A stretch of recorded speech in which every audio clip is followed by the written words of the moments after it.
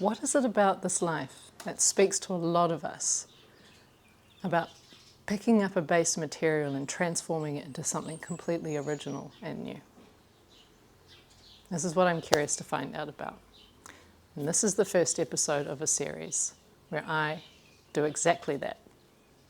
I'm Sian Elizabeth and this is Fairycore.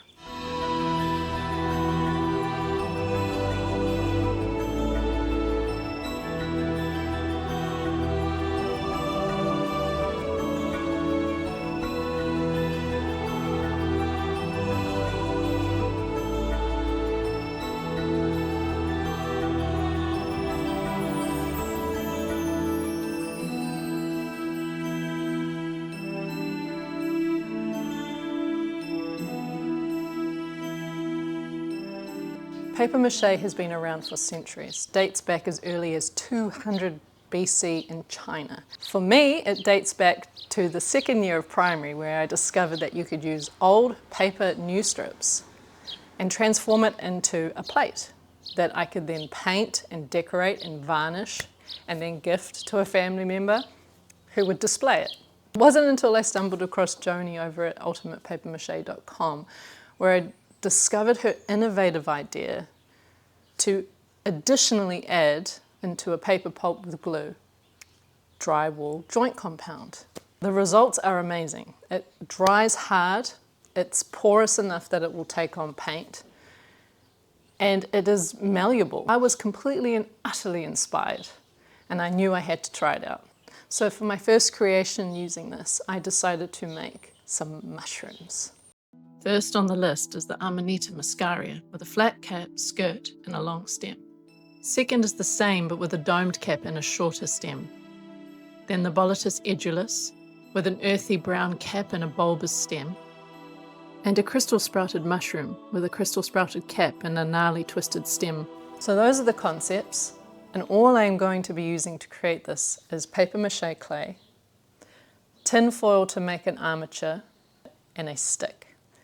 Then I will use some paint and perhaps some dry foliage to create and decorate and distress the mushroom. To find and make the recipe yourself for the clay, there will be a link in the description to Joni's site. She's very generous in sharing. And with any journey, we take our first step. Let's go. First, I make an armature using tin foil and shape it to create the stem and the cap. I cover these in masking tape. This just creates a better surface for applying the papier-mâché clay. I then use a skewer stick as a way to reinforce the stem. I apply the papier-mâché clay. I apply this to all surfaces using a palette knife to get a really smooth finish. Even when you make a mistake like I do here, it is really easy to correct. I purchased these tools off of Temu and they work a treat for creating the texture in the porcini stem.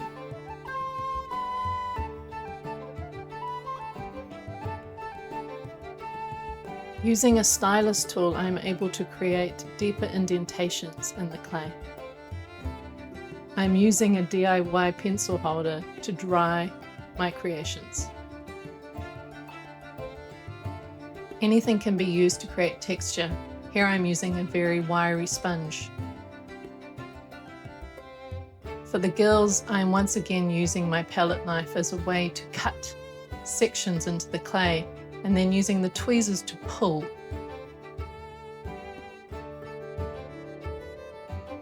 For the skirt, I'm using a cold porcelain clay that shrinks at about 10%, which is great for making the skirts of the mushrooms. A 2-part epoxy glue is used to adhere the top and the bottom of the mushroom.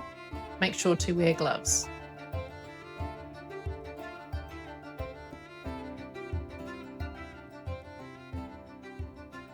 The mushrooms are ready to be painted.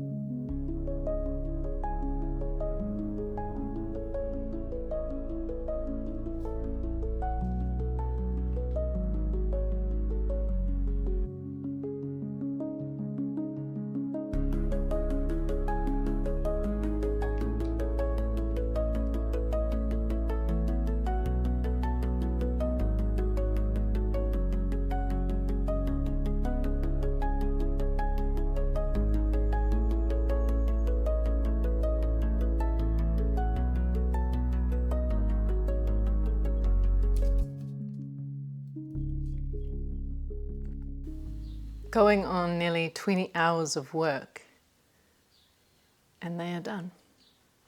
Complete joy and admiration for the material, the papier-mâché clay, and mushrooms. Things I would like to improve: my sense of realism.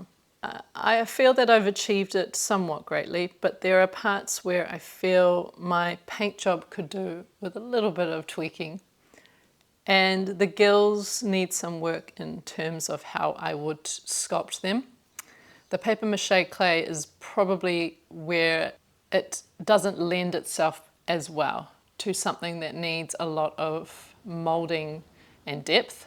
It's really good for very thin layers. Now this particular one was my own imaginings. I am quite contented with how it has turned out. I am still hoping to achieve a greater depth of realism with the crystals. This is perhaps something for another time. And quite honestly, my favorite out of all of these probably won't be the one that you are suspecting. It's quite the most simplest, and it is the porcini one here. I think it's its simplicity, and it's the one out of all of them that I actually want to practice more to achieve a greater sense of realism. This particular one is going to be up for a giveaway. I think it's small enough that packaging and postage isn't going to scare the living daylights out of me. If you are interested, I'm going to be doing my majority of my giveaways over on my Instagram page, and join in on the entry to have this little wee one in your home. If you're interested in making one of these for yourself, I've actually made a PDF and I have made it available over on my Etsy store. The link is in the description, you know where to look. And this will just detail from start to finish how to go about making one for yourself. Hopefully this video will kind of be a bit of a guide to go along with that and how things are applied and fixed. If you do decide to end up making one for yourself, I would love to see. So make sure you tag at @Curio so that I might be able to chance upon the inspiration that it has caused. I can absolutely say with 100% confidence that I will be making something with papier-mâché clay again. It's such a versatile medium. It really is. There are so many ways in which this can be used. Basically, once you've made an armature, it can be placed on any type of design. The limit is my creativity here, and I'm really excited to see how myself and you all come up with some ideas on how to use this. I'm Shan, this is Curio, and I've really enjoyed making this video. And I will see you in the next one for another mystical make. Have a deliciously creative week. Bye.